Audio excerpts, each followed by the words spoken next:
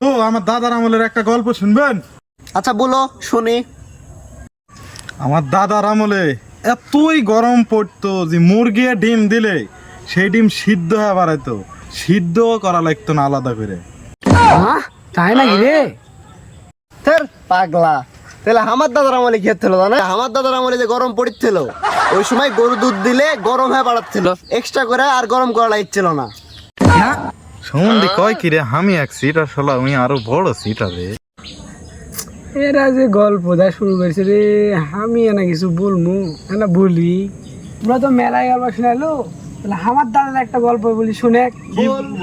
ওই গরমত আমার দাদা একটা হোটেল দিছিল, ওই হোটেলে আমার দাদা বড় লোক হয়ে গেছে।